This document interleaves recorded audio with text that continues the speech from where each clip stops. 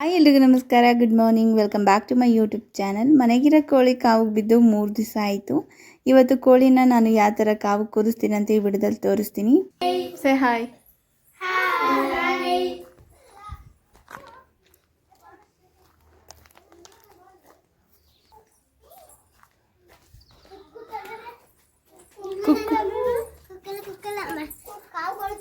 ಕುಕ್ಕುತ್ತೆ ಹತ್ರಕ್ಕೆ ಹೋದ್ರೆ ಕಾವಿಗೆ ಬಿದ್ದಿದೆಯಲ್ಲ ಅದೊಂದೇ ಎಲ್ಲ ಗಲೀಜು ಮಾಡ್ಕೊಂಡೈತೆ. ಒಂದು ವಾರ ಇಲ್ಲಿದ್ದಕ್ಕೆ ಅದಕ್ಕೂ. ಸೊ ಇದೇ ಕೋಳಿ ನೋಡಿ ಕಾವಿಗೆ ಬಿದ್ದಿರೋದು. ಇವಾಗ ಕಾವಿಗೆ ಕೂರ್ಸೋಣ. ಇದಕ್ಕೆ ಒಂದು ಟಬ್ ತೊಗೊಂಡಿದ್ದೀನಿ. ಇದಕ್ಕಿಂತ ದೊಡ್ಡದು ಟಬ್ ಇದ್ರೂ ಇನ್ನೂ ಚೆನ್ನಾಗಿರುತ್ತೆ.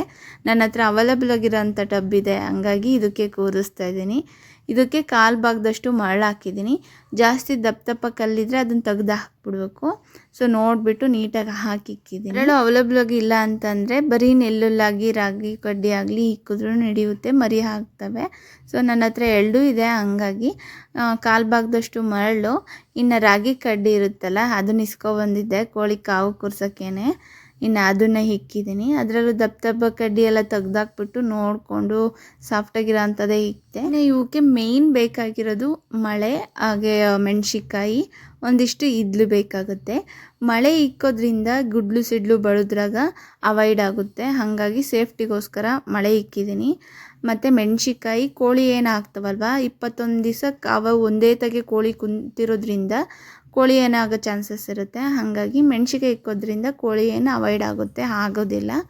ಇನ್ನು ಮತ್ತು ಇದ್ಲು ನಾವು ಮರಳು ಇಕ್ಕಿದ್ದೀನಲ್ಲ, ತೇವಾಂಶ ಇದ್ದರೆ ಹೀರ್ಕೊಳುತ್ತೆ ಅಂತ ಹೇಳ್ಬಿಟ್ಟು ಇದ್ಲಿಕ್ಕಿದ್ವಿ. ಇವಾಗ ಮೊಟ್ಟೆ ಇಕ್ಕನ ಕೋಳಿ 12 ಮೊಟ್ಟೆ ಇಟ್ಟಿತ್ತು, ಅದರಲ್ಲಿ ಒಂದು ಒಡೆದೋಯ್ತು. ಹಾಗಾಗಿ 11 ಉಳ್ಕೊಂಡು ನಾನು ಒಂದು ಫಾರಮ್ ಕೋಳಿ ಇದು ಮೊಟ್ಟೆ ಏತಕ್ಕ ಒಂದು ಕಾವು ಕೂರ್ಸೋಣ, ಅದೂ ಮಾಡುತ್ತೇನೋ ಒಂದ್ಸಲ ಟೇಸ್ಟ್ ಮಾಡೋಣ ಅಂತೇಳಿ ಅಂಗಡಿಯಲ್ಲಿ ಸಿಗುತ್ತಲ್ವ ಮೊಟ್ಟೆ, ಅದನ್ನು ತಂದು ಇಕ್ಕಿದ್ದೀನಿ. ಸೊ ಟೋಟಲಾಗಿ 12 ಮೊಟ್ಟೆ ಕಾವು ಕೂರಿಸ್ತಾ ಇದ್ದೀನಿ.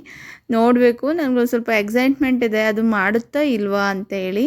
ನಾವು ಮಳೆಗಾಲದಲ್ಲಿ ಇಕ್ಕಿದ್ರೆ ಆಲ್ಮೋಸ್ಟ್ ನಾವು ಎಷ್ಟು ಮೊಟ್ಟೆ ಇಕ್ತೀವೋ ಅಷ್ಟೂ ಮಾಡೋ ಚಾನ್ಸಸ್ ಇರುತ್ತೆ. ಅದೇ ಬೇಸಿಗೆಗಾಲದಾಗಾದರೆ ಅರ್ಧಕ್ಕರ್ಧ ಕೆಟ್ಟೋಗೋ ಚಾನ್ಸಸ್ ಇರುತ್ತೆ.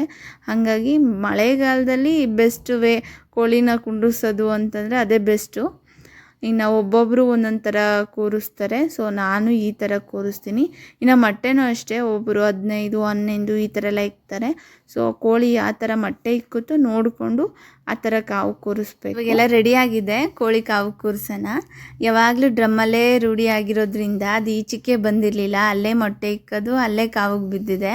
ಇನ್ನು ಅದನ್ನ ಹಿಡ್ಕೊಬಂದು 3 ಸಲ ನೀಟಾಗಿ ನೀವಳಿಸ್ಬಿಟ್ಟು ಕೂರ್ಸೋಕ್ಕೆ ಹೋದರೆ ಅದು ಕುತ್ಕೊಳ್ಳೋಕ್ಕೆ ಇಷ್ಟಪಡ್ತಿಲ್ಲ. ಒಂಥರ ಎಗ್ರೋಗೋ ಥರ ನರ್ವಸ್ನೆಸ್ ಅನಿಸುತ್ತೆ ಅದಕ್ಕೆ. ಯಾವಾಗಲೂ ಆ ಡ್ರಮ್ಮಲ್ಲೇ ರೂಢಿಯಾಗಿತ್ತಲ್ವ, ಹೊಸ್ದಾಗಿ ತಂದು ಇಲ್ಲಿ ಕುಂಡಿಸ್ತಿದ್ರೆ ಅದು ಕುತ್ಕೊಳ್ತಾನೆ ಇಲ್ಲ. ಹಾಗಾಗಿ ಇದಕ್ಕೆ ಒಂದು ತಟ್ಟಿ ಮನೇಲಿರುತ್ತಲ್ಲ ಅದನ್ನು ತಟ್ಟಿ ಮುಚ್ಚಿಬಿಟ್ರೆ ಆಚೆಗೆ ಹೋಗಲ್ಲ. ಒಂದು 2 ದಿವಸ ರೂಢಿ ಆದಮೇಲೆ ಆಟೋಮೆಟಿಕ್ಕಾಗಿ ನಾವು ಬೇಡ ಅಂತಂದ್ರೂ ಅಲ್ಲೇ ಕುತ್ಕೊಳುತ್ತೆ.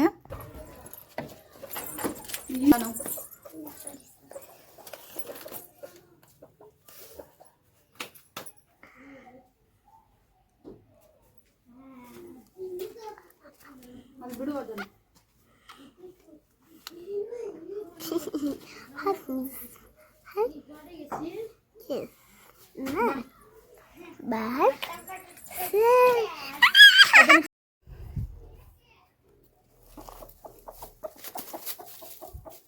ಹಾಗೆ ಎದ್ದೋಗ್ಬಿಡುತ್ತೆ.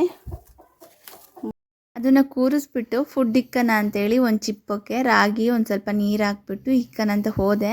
ತೆಗಿದ ತಕ್ಷಣ ಅದು ಆರ್ಕೊಂಡು ಹೋಗ್ಬಿಡ್ತು, ರೂಢಿ ಇಲ್ವಲ್ಲ. ಇನ್ನು ಯಾವಾಗಲೂ ಆ ಟಬ್ ಬಳಿಕೆ ಹೋಗುತ್ತೆ. ಮತ್ತೆ ಹಿಡ್ಕೊಂಡು ನೀಟಾಗಿ ಕುಂಡ್ರಿಸಿ ಮುಚ್ಚಿದ್ದಾಯಿತು. ಅಷ್ಟೊತ್ತಿಗೆ ಅಡಿಕೆನೇ ಕಿತ್ಕೊಬಂದಿದ್ರು ನಮ್ಮ ತೋಟದಲ್ಲಿ. ಇದು ಲಾಸ್ಟ್ನೇ ಕೊಯ್ಲು.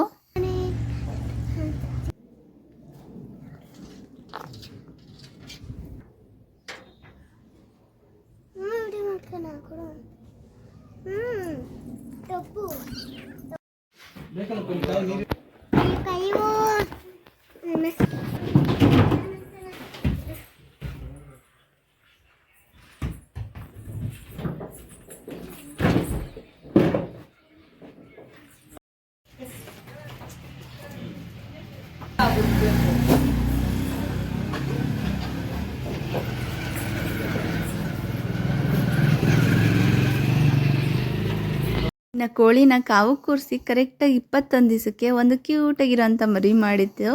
ಅದಾದಮೇಲೆ 27ನೇ ದಿವಸಕ್ಕೆ ಮಿಕ್ಕಿದ ಮರಿ ಮಾಡಿದ್ವು.